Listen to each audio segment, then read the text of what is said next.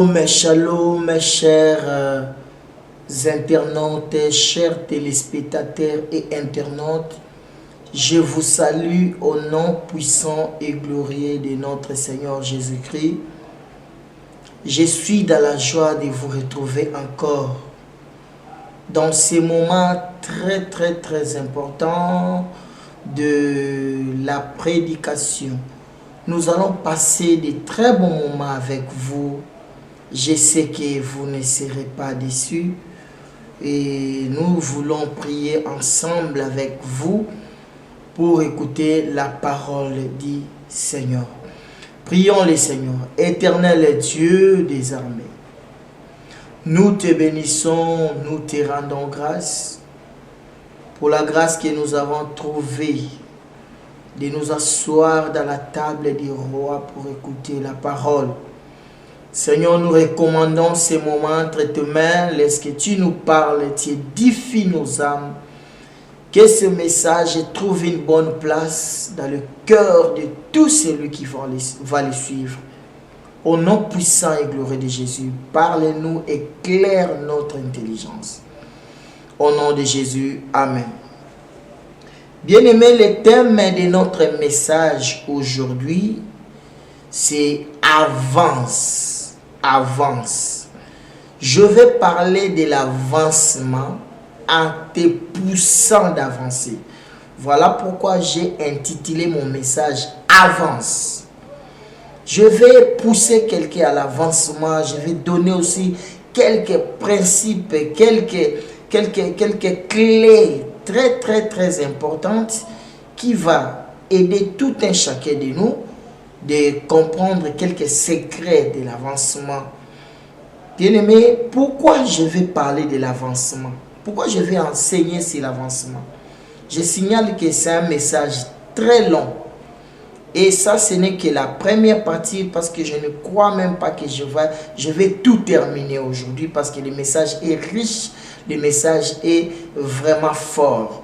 Et je vais enseigner ça petit à petit. Aujourd'hui, c'est la première partie de mon message. Restez branchés. Pourquoi je vais parler de l'avancement? Vous savez, dans la vie, il est très important d'avancer. Parce que celui qui n'avance pas recule. Celui qui n'avance pas recule. Dans la vie, il est très important d'évaluer notre avancement, notre manière d'avancer. Ça va nous aider de comprendre si nous allons en avant ou nous reculons. Parce que, comme je viens de le dire tout à l'heure là, que celui qui n'avance pas recule. Nous sommes dans un monde où le diable travaille fortement pour nous empêcher d'évoluer. Mais si vous restez comme ça, bras croisés, si vous ne faites rien, bien aimé, vous n'allez pas avancer dans ce monde. Alors, je vais donner quelques principes sur l'avancement, mais avant d'entrer dans la profondeur de mon message, nous allons lire la Bible. Voir si l'avancement est dans la Bible. Luc chapitre 5, verset 4. Lorsqu'il y eut cessé de parler, il dit à Simon, avance en pleine eau et jetez vos filets pour pêcher. Avance en pleine eau et jetez vos filets pour pêcher. Nous avons tous compris ici que le mot avance est dans la Bible. Dieu souhaite notre avancement en toutes choses. Voilà pourquoi même la Bible dit que je souhaite que tu prospères à tous égards. Tu sois à bonne santé comme prospère l'état de ton âme. C'est-à-dire Dieu souhaite l'avancement pour ses enfants. Dieu souhaite que ses enfants puissent aller de l'avant. Mais pourquoi les gens n'avancent pas? Beaucoup n'avancent pas parce qu'ils ne comprennent pas quelques principes qui s'attachent à l'avancement. Et aujourd'hui, je vais vous donner d'abord le plan de notre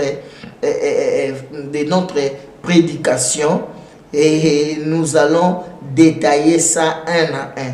J'ai cyclé, les cycles de l'avancement. Bien-aimé, je vais partager avec vous les cycles de l'avancement.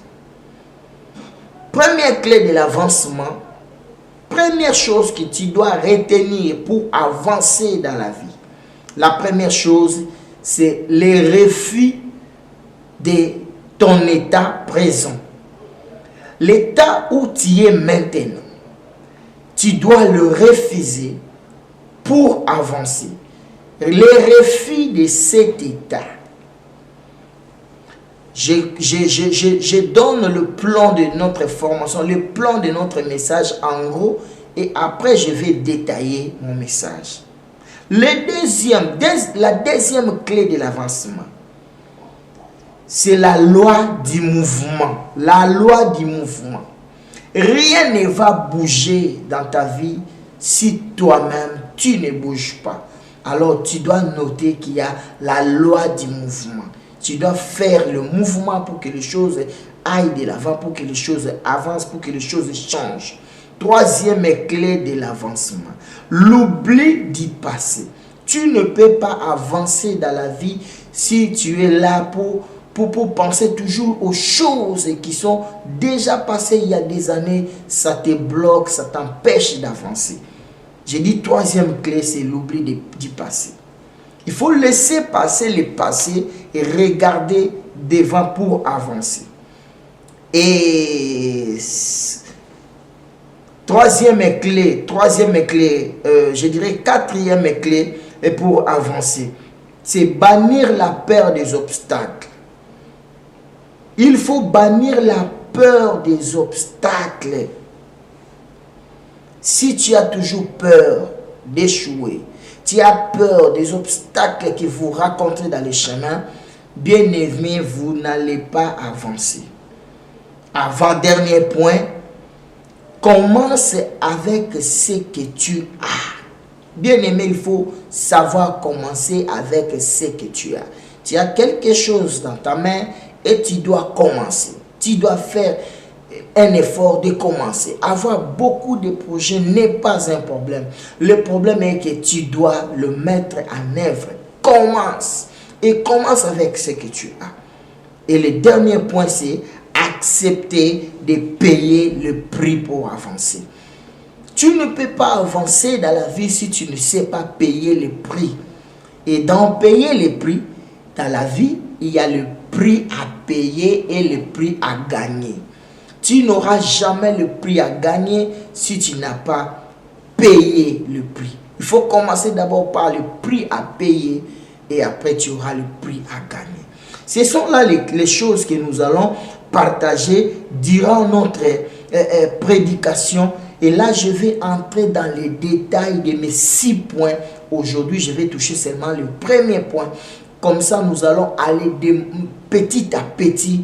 Je vais détailler mon message pour donner ce que Dieu a mis dans mon cœur. Aider les enfants de Dieu à avancer. Il y a des gens qui pleurent. Il y a des gens qui regrettent. Il y a des gens qui se lamentent. Il y a des gens qui vivent dans des soucis. Pourquoi? Parce qu'ils n'avancent pas. Ils n'avancent pas pourquoi? Parce qu'ils ne retiennent, ils ne connaissent pas les clés que je viens de détailler ici. Les clés que je viens de donner ici. Il y a des gens qui ont croisé les bras. Ils pensent réussir sans rien faire quelque chose. Alors, voilà pourquoi ils sont bloqués, ils sont limités, ils ne savent pas quoi faire.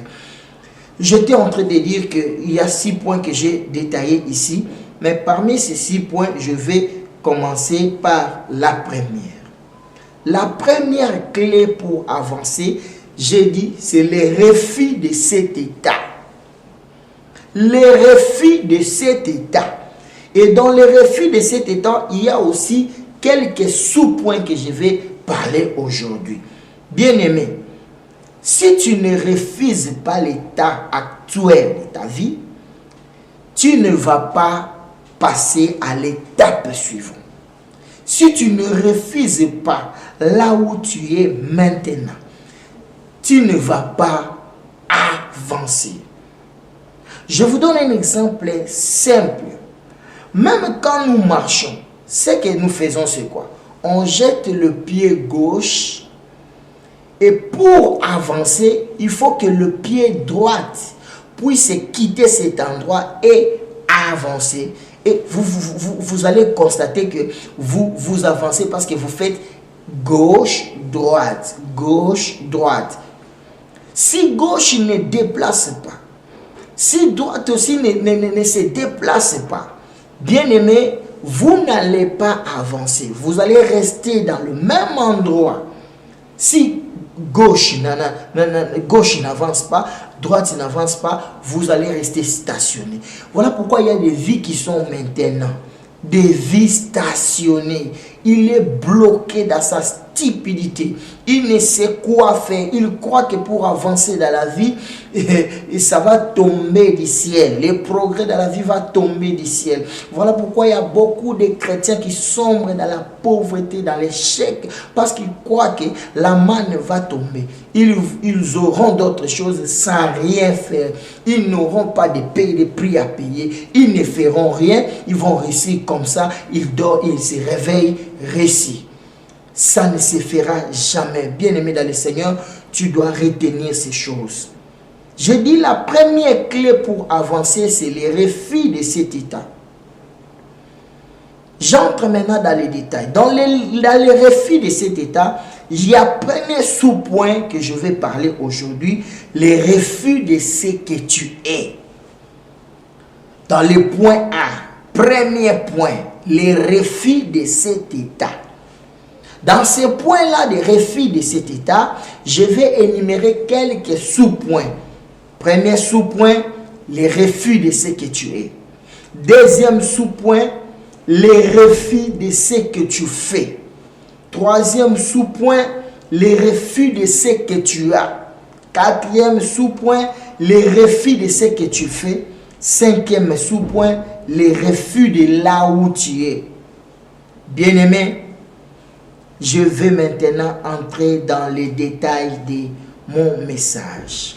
Tu ne peux pas avancer dans la vie si tu n'as pas de choses à faire. Tu dois comprendre que tu as des choses à faire. Et ce sont ces choses-là qui vont vous aider à avancer. Il y a la part de l'homme, il y a aussi la part de Dieu. Dieu ne fera jamais ta part et toi tu ne feras jamais la part de Dieu. Dieu t'a déjà béni spirituellement et toi tu as des pas à faire, des choses à faire pour que cette bénédiction soit matérialisée. Le premier sous-point, c'est le refus de ce que tu es. Écoutez-moi très bien. Il y a d'autres personnes qui ne réussissent pas dans la vie à cause de ce qu'ils sont. Tu ne réussis pas à cause de ce que tu es. Pourquoi? C'est parce que ce que tu es peut détruire tout ce que tu fais. Ce que tu es peut éloigner d'autres personnes auprès de toi. À cause de ta cupidité, il y a des endroits qu'on va te refuser. À cause de l'esprit de vol, il y a des endroits où ça peut t'arriver que tu arrives dans un endroit, il y a des gens qui commencent à cacher leurs sacs. Les voleurs est là. Attention avec vos sacs. Attention, il faut veiller avec vos poches. Ce que tu es commence à détruire même ta réputation. Ce que tu es. Le refus de cet état, il faut refuser cet état. Tu as duré dans le vol. Tu as longtemps vécu dans les mensonges. Et ce que tu es là, si tu restes seulement comme ça, il y a d'autres portes qui seront fermées pour toi. Personne ne va accepter de recevoir dans sa maison quelqu'un qui est voleur. Personne ne va accepter d'engager dans son entreprise un homme désordonné, mal organisé. Ce que tu es peut te fermer des portes. Il peut y avoir quelques entreprises qui cherchent les gens. Mais si on comprend que tu es un voleur, même si tu viens avec des diplômes, on ne va pas t'engager. Là, c'est ce que tu es qui commence à te compliquer. Il faut entrer en toi-même, examiner, savoir ce que tu es du mal pour éradiquer cela et enlever de mauvais comportements. Tu vas évoluer. Le refus de ce que tu es. Ce que tu es. J'ai connu des femmes très impolies. Elle est belle, mais elle est très impolie. Ça éloigne les hommes vers lui. Quand on les drague, il y a des gens qui viennent, hey, tu ne connais pas cette femme. Une femme impolie, très impolie. Et puis, les gars partent.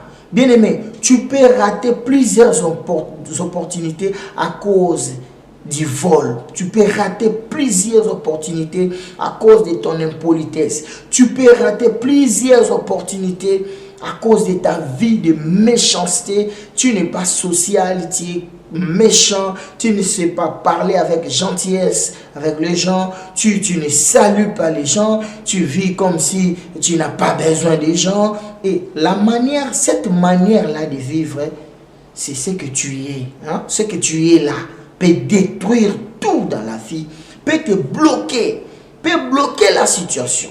Attention, fais très attention avec ce que tu es. Première chose à faire, c'est travailler d'abord ta personne pour que ce que tu sois quelqu'un qui est compatible à tous les endroits qu'on va te mettre. Tu t'adaptes à vivre avec tout le monde. Bien aimé, ce que tu es, ta méchanceté. Je connais les gens qui sont des ivrognes. À cause de l'ivrognerie, il fait que boire, dormir, jusqu'à ce qu'il ne fait rien dans la vie parce qu'il passe tout le temps dans des bars, dans des hôtels, dans des boîtes de nuit. Et cette vie-là lui empêche d'évoluer. Ce que tu es te détruit, bien-aimé. Ce que tu es peut te détruire. Il ne veut pas avoir une seule femme. Il a toujours plus 3, 4, 5 femmes. Il vit avec 10 femmes. Il vit avec 10 hommes. Cette manière de vivre-là peut te bloquer. Peut t'empêcher de progresser. Parce que tu es en train de passer tout ton temps dans des choses inutiles. Tu ne travailles vraiment pas pour que les choses changent afin que tu puisses évoluer. Je vais vous donner un exemple dans la Bible d'une personne qui a refusé son état et il a fait un pas et ça a mené le changement dans sa vie. Nous sommes dans Luc chapitre 7 verset 37. Luc chapitre 7 verset 37. La Bible dit, voici une femme pécheresse qui se trouvait dans la ville ayant su qu'il était à la table dans la maison des pharisiens et apporta un vase d'albâtre plein de parfums. Là, on parle d'une femme pécheresse, une femme qui était pute, reconnue dans son impudicité, dans son désordre sexuel.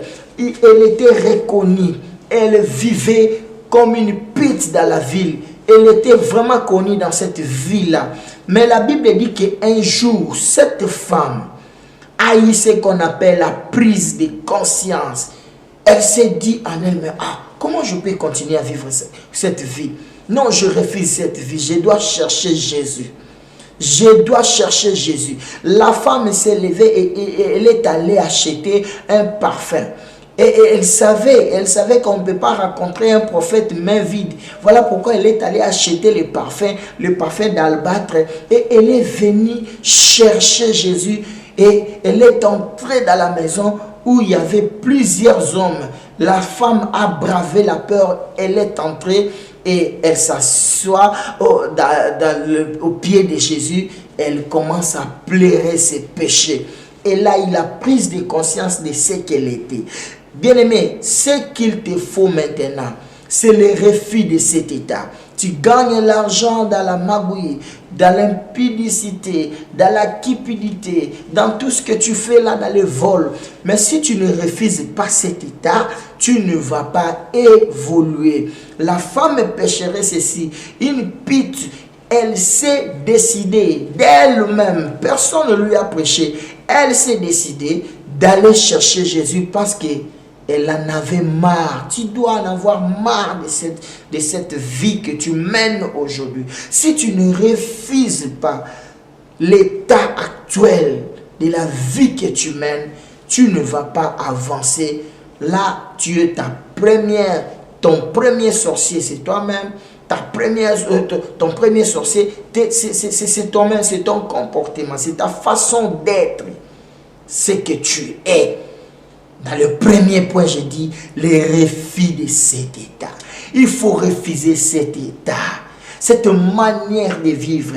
Les refus de cet état, c'est le premier point pour avancer. Et mais dans le premier point, les refus de cet état, je dis le premier sous-point, c'est le refus de ce que tu es. Tu dois refuser ce que tu es là.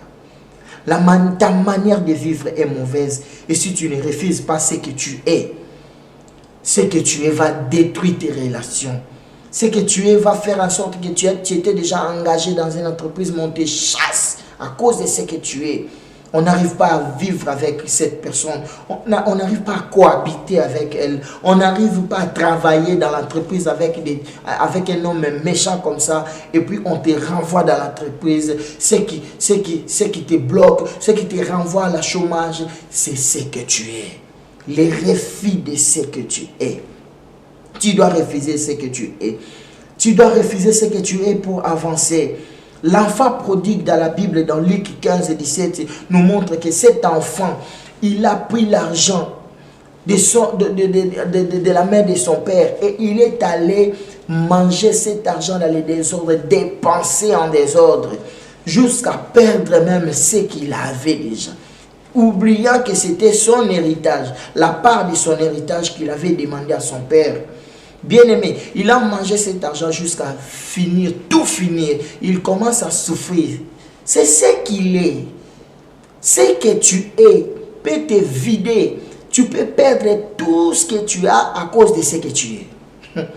Tu peux perdre même ce que tu as à cause de ce que tu es. Cet enfant avait déjà de l'argent. On lui avait donné tout. Sa part, la part de son héritage.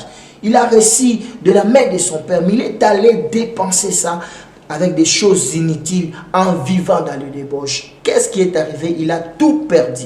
Tu vois, même ce que tu es peut détruire tout ce que tu as. Tout ce que tu as peut disparaître comme ça à cause de ton comportement. Bien-aimé, cet enfant a perdu tout ce qu'il avait à cause de ce qu'il était. Mais un jour, il s'est dit non. Je ne peux pas continuer à souffrir. J'ai quand même mon père. Je vais chercher mon père. Je lui dirai, papa, pardonne-moi. Je ne suis pas digne d'être ton enfant, mais considère-moi le fils comme ton serviteur, pourvu que je sois toujours dans la maison de mon père ici. Cet enfant, qu'est-ce qui lui a sauvé? C'est la prise de conscience de ce qu'il est. Si tu ne prends pas conscience de ce que tu es, dis-toi que ce que tu es va détruire ce que tu as. Ce que tu es va détruire des relations. Les refus de cet état. Tu dois refuser cet état des choses. Tu dois refuser ce que tu es, cette manière que tu vis là, hein? Ce que tu es. Tu dois le refuser pour changer afin de progresser dans la vie. Deuxième sous-point. Les refus de ce que tu fais. Bien-aimé, ce que tu fais, fais très attention à chaque acte que tu es en train de poser dans la vie. Ce que tu fais, qu'est-ce que tu fais? Tu peux faire le bien, mais si tu es mauvais, même le bien là sera transformé en mal. Les refus de ce que tu fais. Attention, dans chaque acte que tu poses, il y aura toujours un retour. Veillez à ce que tu poses des actes qui contribuent à ton évolution. Si tu ne poses pas des actes qui contribuent à ton évolution, tu vas rester sur place. Il faut refuser cette manière de faire les choses. Il y a des gens qui font les choses mal. Et ce qui lui bloque, c'est sa manière de faire. Tu peux être dans un pays émergent. Si tu ne fais pas les choses bien, tu seras bloqué. Tu peux être dans un pays émergent. Si tu ne corriges pas ta manière d'être, tu vas être bloqué. Si tu ne revois pas ta manière de faire les choses, on lui engage dans l'entreprise, il est là pour dormir. On lui engage dans l'entreprise, il est là pour chercher toujours les femmes dans l'entreprise jusqu'à ce que le patron de l'entreprise a pris connaissance de cela et lui a chassé dans l'entreprise. Le refus de ce que tu fais. Ce que tu fais maintenant là, ça contribue à ton évolution ou ça détruit ton évolution. Le refus de ce que tu fais. Tu dois refuser de poser des actes qui détruisent ta propre vie.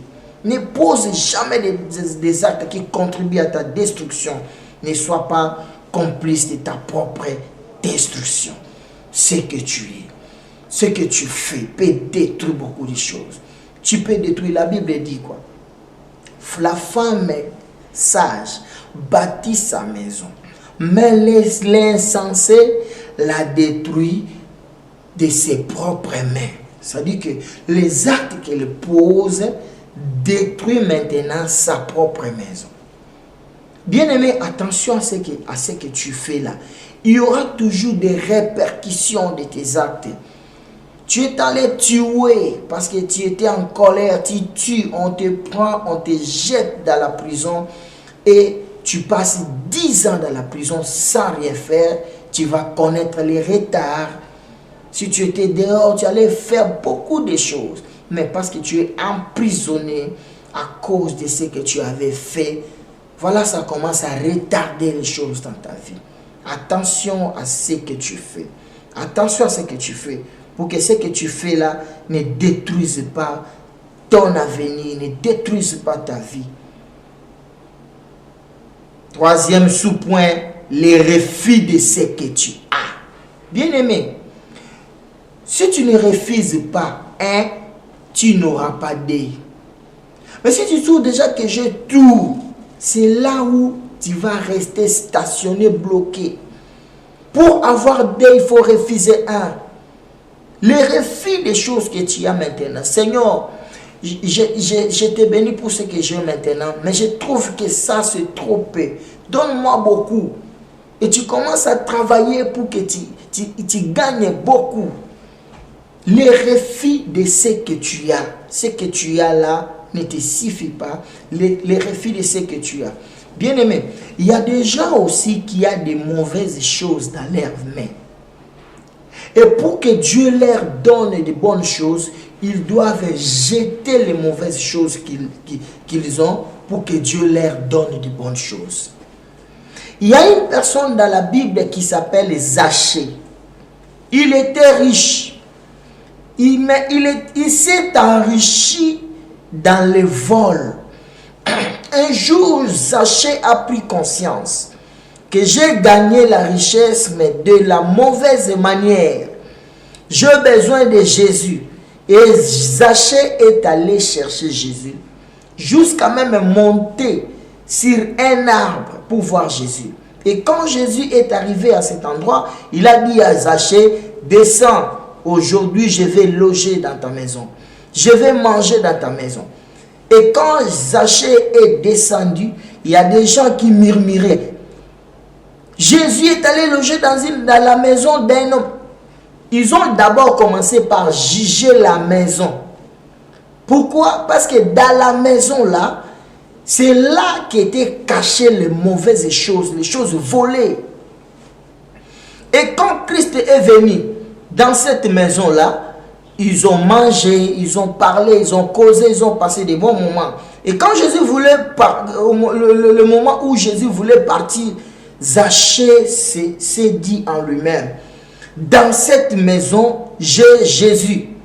Et dans cette même maison aussi, j'ai aussi les choses volées. Et quand Zachée a pris conscience que je ne peux pas garder et Jésus et les choses volées dans ma maison, il faut que je libère les choses volées pour que je sois aussi libre. Que je sois libre, que je bénéficie du salut, je bénéficie de la présence de Jésus. Il a dit, Seigneur, je vais donner l'argent aux pauvres. Si j'ai volé une, je vais rembourser quadruple, 4. Et quand il a dit ça, Jésus lui a dit, aujourd'hui le salut est entré dans cette maison. Il a bien souligné dans cette maison. Pourquoi?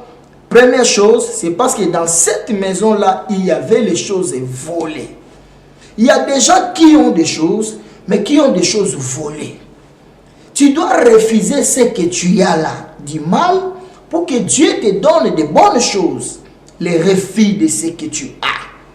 Tu aimes tellement tes fétiches, même si on te prêche, même si on te dit non, il faut te convertir, tu vois, Jésus revient bientôt, tu gardes toujours tes fétiches là à la maison. Mais tu acceptes d'aller à l'église, mais tu sais que tu as des fétiches à la maison. Si tu ne refuses pas ce que tu as là, Dieu ne te donnera jamais de bonnes choses. Les refus de ce que tu as peut t'aider à évoluer. Jeter les mauvaises choses pour que les bonnes choses viennent. Jeter l'argent volé pour que la bénédiction vienne. Quand tu gardes les mauvaises choses en toi, des bonnes choses vont s'éloigner de toi. Les refus de ce que tu as. Et le point suivant, c'est le refus de là où tu es. Le dernier sous-point, c'est le refus de là où tu es. Bien-aimé, il y a des bonnes personnes qui sont bloquées à cause des endroits qu'ils habitent. Voilà pourquoi l'homme de foi, notre père Abraham, Dieu lui a dit, dans Genèse 12, l'Éternel dit à Abraham, va-t'en de ton pays, de ta patrie, de la maison de ton père. Va dans le pays que je te montrerai. Dieu a fait déplacer l'homme de foi, Abraham. Il était un homme bon, mais le problème est qu'il ne pouvait pas évoluer dans un endroit qui n'est pas bon. Et Dieu a choisi de le faire quitter. Et quitter, Abraham est quitté. S'il ne quitte pas, il ne va pas évoluer. Voilà la promesse qui s'attache à son déplacement. Dieu lui a dit, je ferai de toi, si tu quittes, je ferai de toi une grande nation. Pourquoi Dieu ne lui a pas fait une grande nation tout en étant dans cet endroit? Il y a des endroits où si tu restes là, tu ne vas pas évoluer. Il y a des communes, si tu vis là-bas, tu ne vas pas. Donc, si tu dis seulement à quelqu'un, j'habite dans telle commune, il sait déjà que là, il y a des putes, là, il y a des coups, il y a des assassins, il y a là. Donc, le problème n'est pas la personne, mais l'endroit. Il y a des gens qui ont peur même d'entrer dans d'autres familles pour chercher les femmes à épouser. Il a de l'argent, il cherche la femme pour épouser, mais il a peur de l'endroit où la femme là habite. Des endroits qui affectent des bonnes personnes. Il est une bonne personne, mais étant donné qu'il vit ou elle vit encore dans des endroits bizarres, dans des endroits mal réputés, et la mauvaise réputation de l'endroit lui colle dans sa peau comme si c'est lui qui était mauvais. Mais c'est l'endroit qu'il vit. Dans de telles communes, il y a de tels gens. Dans de tels endroits, on trouve de tels gens. Lui, il est bon. Mais ce qui lui bloque, c'est l'endroit où il vit. Le refus de là où tu es. Dieu a déplacé Abraham dans la maison de son père avec la promesse de la bénédiction que s'il accepte de se déplacer, il va lui rendre son nom grand. Pourquoi Dieu n'a pas béni Abraham dans la maison de son père? Parce qu'il y a des endroits qui peuvent affecter même la bénédiction de Dieu en nous. Dieu te bénit, mais à cause de l'endroit que tu es, tu commences à perdre ce que tu avais déjà. Bien aimé, il y a des gens, de bonnes personnes qui vivent dans des mauvais endroits, des endroits mal réputés, et ça pose problème. On veut lui engager, on lui dit, tu viens de quelle commune? Tu viens de quelle commune? Il dit, je viens dans telle commune. Oh, tu vis là-bas. Là, on sait qu'il y a des voleurs, là, il y a des assassins, là. C'est là que tu vis. Non, moi, je ne suis pas comme ça. Tu n'es pas comme ça, mais dans la généralité, les gens qui vivent dans de tels endroits ont des genres de vie là. Même dans la Bible, ça s'écrit. Quand on a annoncé à Nathanaël que nous avons trouvé le Messie, qu'est-ce que Nathanaël a dit? Peut-il venir de Nazareth quelque chose de bon? Il y a d'autres endroits qu'on peut mettre les bonnes choses qui sont là, on le met en doute à cause de l'endroit. Peut-il venir à Nazareth quelque chose de bon? Parce que Il trouve que Nazareth, c'est un endroit où il y a des pauvres, il y a on ne croit même pas qu'à Nazareth, il peut sortir quelque chose de bon. Bien aimé, alors que Jésus, le sauveur, est sorti de Nazareth. Mais on commence à douter de lui, qu'il est une bonne personne à cause de sa sortie de Nazareth. Peut-il venir de Nazareth quelque chose de bon? L'endroit est en train maintenant d'affecter une bonne personne. Une bonne personne, mais on lui refuse. On lui refuse les grâces, on refuse de le croire à cause de la source de sa provenance. Un jour, on te posera cette question, d'où venez-vous? Et quand tu détailles l'endroit, on commence à douter de vous à cause des endroits. Il y a des endroits qui affectent nos relations. Il y a des endroits. Oui, j'ai rencontré une femme que je vais épouser, mais je doute fort parce qu'elle habite dans tel endroit. Et là, il y a trop de pits. Et comme ça, la bénédiction part. Une bonne personne qui vit dans les mauvais endroits, et la mauvaise réputation de cet endroit va lui coller dans sa peau. Bien aimé, quand nous lisons dans la Bible, nous voyons que Jésus a rencontré un aveugle. Là, je suis dans Marc chapitre 8, verset 23. La Bible dit, il prit l'aveugle par la main.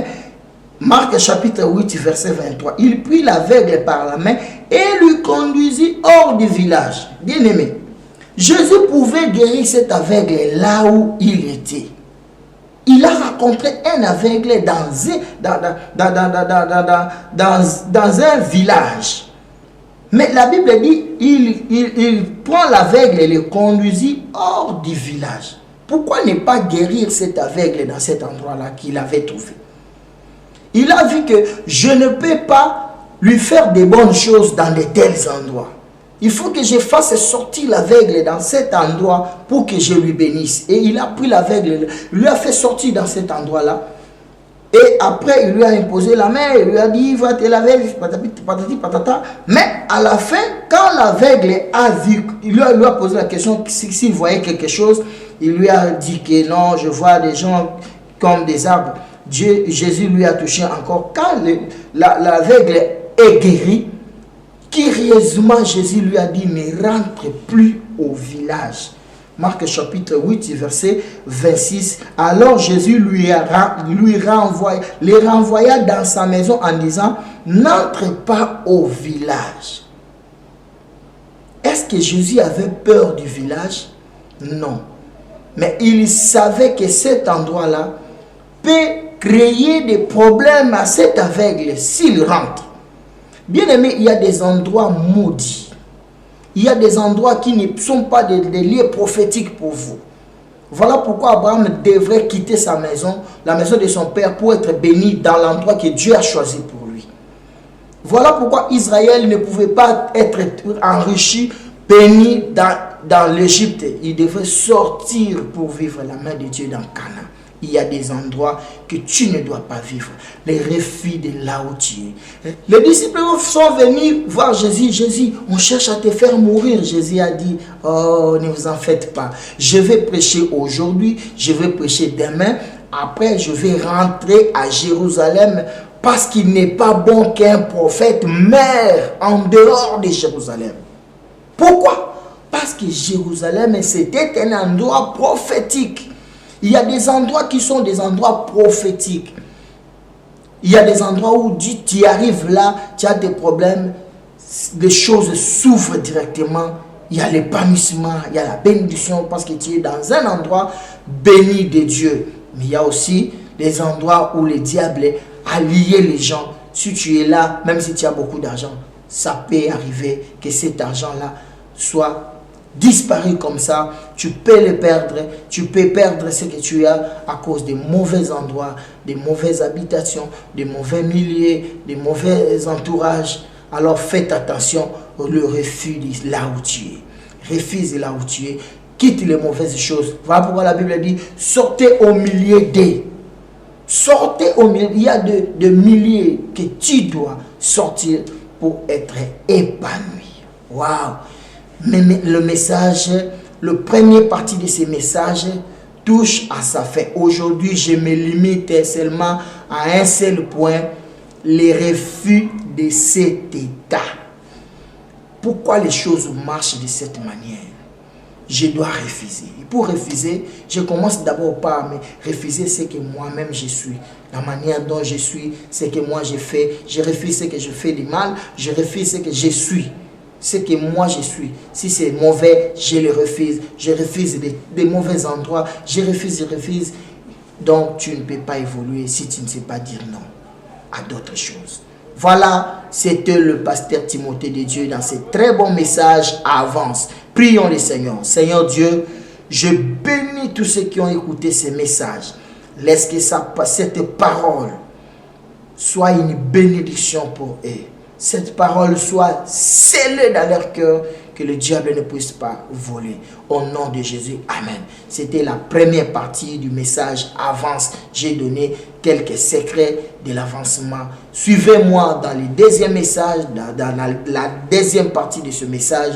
Vous serez abondamment bénis. Partagez les liens, aimez, commentez, partagez les liens, abonnez-vous massivement.